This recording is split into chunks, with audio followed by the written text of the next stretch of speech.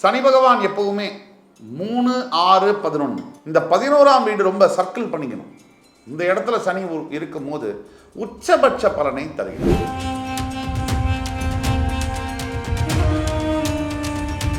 Promotions எல்லாம் எதிர்பார்த்து கொண்டிருக்கக்கூடிய பல ரிஷபராசி அன்பர்களுக்கு இந்த ஆண்டு ப்ரமோஷன், இன்சென்டிவ், வேலை உயர்வு கிடைக்கக்கூடிய பாக்கியங்கள் உண்டு. அது ரிஷபராசியின் 7ஆம் வீட்டில் விழுது. தாமத திருமணம் ரொம்ப வருஷம் ஆகாத இருக்கக்கூடிய தாமதப்பட்டவங்களுக்கு திருமண பாக்கியம், இதெல்லாம் பெரிய விஷயங்க. ரிஷபராசிக்கு ஃபைனலாக என்ன சொல்கிறோம்னா, உலகம் முழுக்க பிரச்சனைகள் இருந்தாலும், உங்களை சுற்றி இருக்கக்கூடிய 11 ராசிகளுக்கு பிரச்சனை இருந்தாலும், உங்களுக்கு இது கோல்டன் டைம்.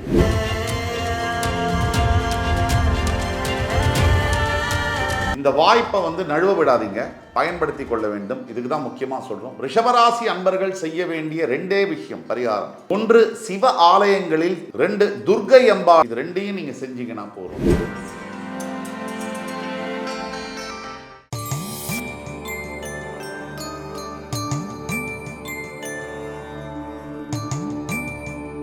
வக்ரதுண்ட மகாகாய சூரியகோடி சமப்பிரபக அவிக்னம் குருமே தேவ சர்வகாரியேஷு சர்வதா. தென்னாட்டுடைய சிவனே போற்றி, என் நாட்டவர்க்கும் இறைவா போற்றி. அன்பர்களே நண்பர்களே, இந்த புத்தம் புதிய நிகழ்ச்சியில் உங்கள் அத்துணை பேரையும் சந்திப்பதில் மிக்க மகிழ்ச்சி கொள்கிறேன். இன்றைக்கு நிகழ்ச்சியில் ரிஷபராசியை பற்றி பேச போகிறோம். ரிஷபராசி காலபுருஷ தத்துவப்படி 2ஆம் வீடு, சுக்கிரனுடைய வீடு. இந்த ஏப்ரல் 2026 14ஆம் தேதி முதல் ரிஷபராசிக்கு ஏகோபத்த ஒரு நல்ல காலம். ஏற்கனவே 10ஆம் பாவத்தில் இருந்து வந்த சனி பகவான் 11ஆம் வீடு என்று சொல்லக்கூடிய மீனராசியில் அமர்ந்துட்டார். 10ல் இப்போ ராகு இருக்கார், 4ல் கேது, 2ல் குரு. இப்போ ஜூன் 2ஆம் தேதி 2லேருந்து 3ஆம் பாவத்திற்கு போக போகிறார். அப்படி போகக்கூடிய குரு ரிஷபராசியுடைய 7, 9, 11ஆம் வீடுகளை பார்க்க போகிறார். இதுதான் நிலைமை. டெக்னிக்கலாக சொன்னால் பல பேருக்கு ஜோதிடம் தெரியறதுக்கூட வாய்ப்பு இல்லை. பட் ஜோதிடம் ஓரளவுக்கு தெரிஞ்சவர்களுக்கு நம்ம என்ன சொல்கிறோம் அப்படிங்கிறது புரியும். இப்போ ரிஷபராசியை பொறுத்த வரைக்கும் அற்புதமான ஒரு காலகட்டம்.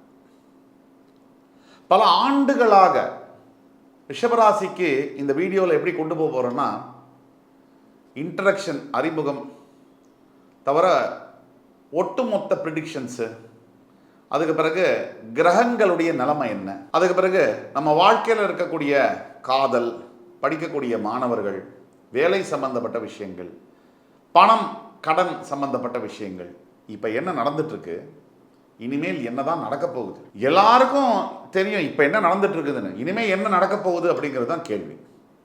அந்த கேள்விக்கு பதில் சொல்லும்படியான இந்த வீடியோ அமையும். இந்த வீடியோவில் ரிஷபராசி அன்பர்களுக்கு பல நல்ல தகவல்கள் கிடைக்கும். இந்த முழுசாக பாருங்கள். உங்களுக்கு ஏதேனும் கேள்விகள், ஏதேனும் சந்தேகங்கள் இருந்தால் கீழே கொடுக்கப்பட்டுள்ள வாட்ஸ்அப் நம்பரில் எங்களை ஆன்லைனில் தொடர்பு கொண்டு ஆன்லைன் கன்சல்டேஷன் எடுத்துக்கலாம். ரிஷபராசி அன்பர்களை பொறுத்த வரைக்கும் இந்த ஆண்டு ஒரு பொற்கால ஆண்டு. இதில் நம்ம மிகைப்படுத்தி சொல்லவே இல்லை. இந்த வரக்கூடிய பராபவ ஆண்டு ரிஷபராசிக்கு ஒரு பொற்கால ஆண்டு. எல்லா விதத்திலையும் வாழ்க்கையில் மாற்றங்கள் வரக்கூடிய ஆண்டு. காதல் மாறி திருமணம் இருக்கக்கூடியவர்களுக்கு குழந்தை பாக்கியம், சாதாரண வேலையில் இருக்கக்கூடியவர்களுக்கு நல்ல வேலை மாற்றங்கள், கடன் தொல்லையில் இருக்கக்கூடியவர்களுக்கு அதிலிருந்து விடுதலை, அதே மாதிரி உடல் ஆரோக்கிய பிரச்சனையில் இருக்கக்கூடியவர்களுக்கு அதிலிருந்து வெளியில் வந்து நல்ல ஆரோக்கியம். எது இருக்கோ இல்லையோ வாழ்க்கையில் நமக்கு நல்ல ஒரு ஆரோக்கியம் என்பது தேவை. இந்த சுவர் இருந்தால் தான் சித்திரம்னு சொல்கிற மாதிரி, நம்ம ஆரோக்கியம் இல்லைன்னு சொன்னால் எவ்வளவு பெரிய ஆளாக இருந்தான்னு, பணம் இருந்தான்னு, பேர் இருந்தான்னு, புகழ் இருந்தான்னு அத்தனையும் வீண். அப்போ ஹெல்த்தை பார்த்துக்க வேண்டியது ரொம்ப முக்கியம். அப்போ ரிஷபராசிக்கு சனி 11ஆம் வீட்டில் இருக்கக்கூடிய பலன்கள் என்ன? சனி பகவான் எப்பவுமே 3, 6, 11 இந்த 11ஆம் வீடு ரொம்ப சர்க்கிள் பண்ணிக்கணும். இந்த இடத்துல சனி இருக்கும் போது உச்சபட்ச பலனை தருகிறார். சனியுடைய இடத்திற்கு பலம் அதிகம், பார்வைக்கு பலம் குறைவு. குருவுடைய இடத்திற்கு பலம் குறைவு, பார்வைக்கு பலம் அதிகம். இது ஜோதிடத்தில் இருக்கக்கூடிய நுணுக்கங்கள். சனியுடைய 11ஆம் இடம் லாபஸ்தானத்தில் உங்களுடைய பாக்ய அதிபதி, பாக்கியத்தை கொடுக்கக்கூடியவர் லாபஸ்தானத்தில் இருக்கிறார். லாபம் அப்படின்னா பொருள் வரக்கூடிய வழி. அந்த வழியில் இருக்கக்கூடிய சனி பகவானால அபரிவிதமான பண வரவு ஏற்படும். அப்புறம் பணம் வந்துருச்சுன்னு வச்சுக்கோங்க, எல்லாமே வந்த மாதிரி தானே. நிம்மதியை தவிர, சந்தோஷத்தை தவிர, தற்காலிக சந்தோஷத்தை பணத்தால் வாங்க முடியும். ஆக நிம்மதியை தவிர பணத்தால் எல்லாத்தையும் வாங்க முடியும். ஆனால் இன்னைக்கு காலகட்டங்களில் நிம்மதியெல்லாம் எனக்கு வேணாம், பணம் மட்டும் கொடுத்துருங்க அப்படிங்கிற அறிவு பெரும்பாலானவர்கள்ட்ட இருக்கு. ஆக அந்த பண வரவை ஏற்படுத்தி கொடுக்கக்கூடிய சனிபவன் பேங்க் அக்கௌண்ட்டில் காசு இருந்தாலே கவுண்டமணி சொல்கிற மாதிரி இந்த தெரு என்ன வேலை, இந்த வீடு என்ன வேலை, அப்படி தானே தோணும் நமக்கு. பேங்க் அக்கௌண்ட்டில் காசு இருந்தால் தனி தைரியம், அசாத்திய பலம், எதையும் சமாளிச்சுக்கலாங்கிற தைரியம் வருதா இல்லையா? அந்த தைரியத்தை சனி பகவான் கொடுக்குறாரு.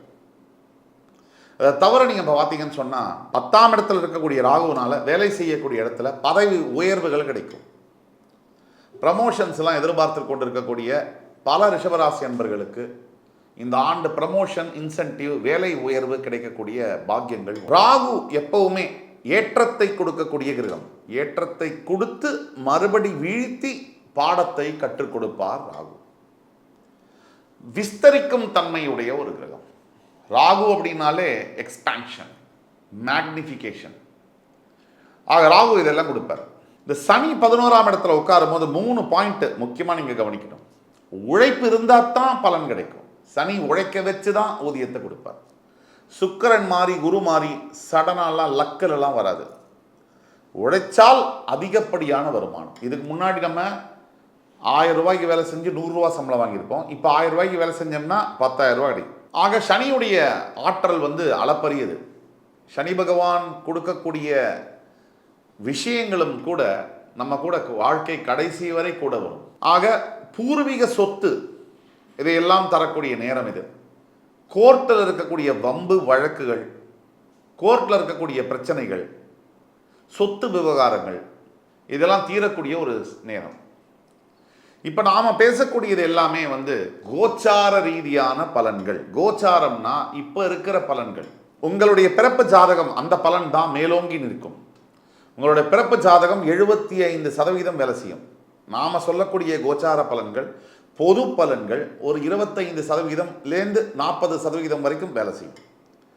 அப்போ சனீஸ்வரன் 11ஆம் வீட்டில் உட்காரும் போது அதீத பலம் பெறக்கூடிய ரிஷபராசி. அதிகார பலம், பதவி பலம்.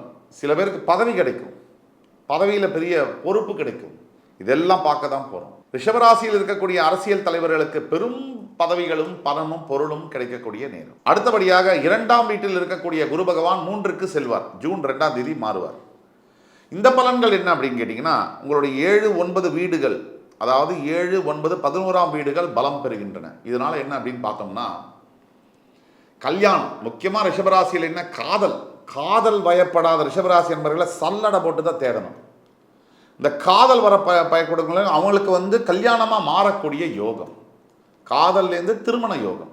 எத்தனை பேருக்கு இந்த கண்ணதாசன் பாடல் போல, வயது வந்த அனைவருமே காதல் கொள்வதில்லை, காதலிக்கும் அனைவருமே மனம் முடிப்பதில்லை, மனம் முடிந்த அனைவருமே சேர்ந்து வாழ்வதில்லை, சேர்ந்து வாழ்ந்த அனைவருமே சேர்ந்து போவதில்லைன்னு ஒரு பாடல். அந்த மாதிரி காதலிக்கக்கூடிய எத்தனை பேருக்கு திருமண வாய்ப்புங்கிறது கிடைக்கிறது இல்லை. அதை கிடைச்சவங்க அதை உடச்சிடுறாங்க. அப்படி ஒரு தம்பதியாக நீங்கள் இல்லாமல் நல்ல ஒரு வாழ்க்கையில் ஈடுபட்டு, நல்ல திருமண வாழ்க்கையில் ஈடுபட்டு ஒத்துமையோட சிறப்பாக வாழணும். அந்த திருமண யோகத்தை கொடுக்கக்கூடியவர் குரு. அந்த பார்வை, குருவுடைய பார்வை, அது ரிஷபராசியின் 7ஆம் வீட்டில் விழுது. தாமத திருமணம் ரொம்ப வருஷம் ஆகாத இருக்கக்கூடிய தாமதப்பட்டவங்களுக்கு திருமண பாக்கியம், இதெல்லாம் பெரிய விஷயங்க. வாழ்க்கையிலே மிகப்பெரிய கொடுமை என்பது தனித்திருப்பது. அதை ஒருத்தருக்கு பிடிச்சி போச்சுன்னா அவ்வளோதான், முடிஞ்சு போச்சு, அவர் சித்தருக்கு ஈக்குவல். அப்போ அந்த தனிமையிலேருந்து விடுபடக்கூடியது அந்த குடும்ப வாழ்க்கை. அந்த குடும்ப வாழ்க்கையை கொடுக்கக்கூடிய குரு பகவான். பிறகு 9ஆம் வீட்டை பார்க்கக்கூடிய குரு பகவானால் தந்தை மகன் கிடையான உறவுகளில் மிகப்பெரிய ஒற்றுமை. அதே மாதிரி பாக்கியங்கள், வேலை வாய்ப்புகள், வேலை வாய்ப்புகள், பெரிதளவில் வேலை வாய்ப்புகள் கிடைக்கக்கூடிய யோகங்கள், இதெல்லாம் அன்னைக்கு ரிஷபராசிக்கு வரப்போகுது. 11ஆம் வீட்டை பார்க்கக்கூடிய குரு பகவானால் எண்ணற்ற பயன்கள், பெரிய பெரிய உத்தியோகம் கிடைக்கிறது, பெரிய வேலை, வெளிநாடு செல்லக்கூடிய யோகங்கள்லாம் கிடைக்கிறது, நிறைய பொருள் சேர்க்கிறது, வீடு வாங்கக்கூடிய யோகம், இதெல்லாம் நடக்குது. ஆக 4ஆம் வீட்டில் இருக்கக்கூடிய கேது என்ன சொல்ல வராரு ரிஷபத்துக்கு அப்படின்னா, உடல்நிலையை பார்த்துக்கொள்ளுங்க. உங்கள் உடம்பை மட்டும் இல்லை, உங்கள் பெத்த தாயாருடைய உடல்நிலையும் பார்த்துக்கொள்ளுங்க அப்படின்னு சொல்கிறார். அம்மாவோட ஹெல்த்தை நம்ம பார்த்துக்கணும் கவனமாக. அம்மா அப்பா இருக்கிற வரைக்கும் தான். அம்மா அப்பா இல்லைன்னா அந்த பிக்சரே வேற வாழ்க்கையில். அம்மா அப்பா உயிரோடு இருக்கிற வரைக்கும் அது ஒரு பொக்கிஷம். அது இல்லாமல் போகிறவங்களுக்கு தான் அது தெரியும். ஆக ரிஷபராசி என்பவர்களுக்கு இருக்கக்கூடிய தாயாரை நன்றாக பார்த்து கொள்ள வேண்டும். ஏப்ரல் 19க்கு பிறகு இந்த சுக்கிர பகவானால் உங்களுக்கு மிகப்பெரிய லக்ஸரி, கம்ஃபர்ட்டில் நல்ல ஒரு பெரிய வாகனம், கார், பிரீமியம் கார் வாங்கக்கூடிய யோகங்கள் ரிஷபராசி என்பவர்களுக்கு உண்டு. சரி, இது வரைக்கும் என்ன நடந்துச்சு? வருஷக்கணக்காக அசிங்கங்கள், அவமானங்கள், தோல்விகள், தோல்வி பயம், கடன் தொல்லை, நாம் பட்ட வேதனைகள், மன வேதனைகளுக்கு அளவே இல்லைங்க. அதெல்லாம் ஒரு பக்கம் இருக்கட்டும்ங்க. கடைசி மூச்சு வரைக்கும் வாய்ப்பு இருக்குல்ல வாழறதுக்கு, அந்த மூச்சை பயன்படுத்தி வாழ கற்றுக்கணும். இப்போ நல்ல காலம் வரும்போது பழசை மறந்துட்டு நல்ல ஒரு வாழ்க்கையை தொடங்கணும். இப்போ ரிஷபராசிக்கு ஃபைனலாக என்ன சொல்கிறோன்னா, உலகம் முழுக்க பிரச்சனைகள் இருந்தாலும், உங்களை சுற்றி இருக்கக்கூடிய 11 ராசிகளுக்கு பிரச்சனை இருந்தாலும், உங்களுக்கு இது கோல்டன் டைம். இது ஒரு கிடைப்பதற்கறியாத ஒரு வாய்ப்பு. இந்த வாய்ப்பை பயன்படுத்தி நீங்கள் ஜெயிக்க வேண்டும். வாழ்க்கையில் வெற்றி பெறுவது என்பது அவ்வளவு சுலபம் அல்ல, அவ்வளவு கடினமும் அல்ல. முயன்றால் முடியாதது இல்லை.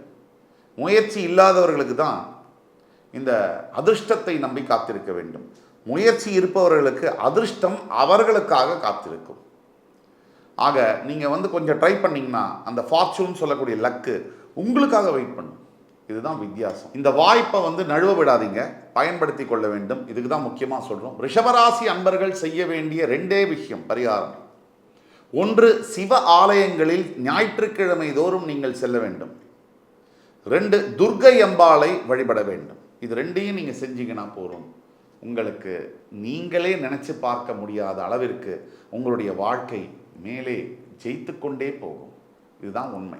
இந்த காணொளி உங்களுக்கு ரொம்ப பிடிச்சிருக்கும்னு நம்புகிறேன். மறுபடி என் அன்பிற்கினிய ரிஷபராசி அன்பர்களை மறுபடி சந்திக்கும் வரை உங்களிடமிருந்து விடைபெறுவது உங்கள் சுபாஷ் பாலகிருஷ்ணன். நன்றி, வணக்கம், வாழ்க வளமுடன்.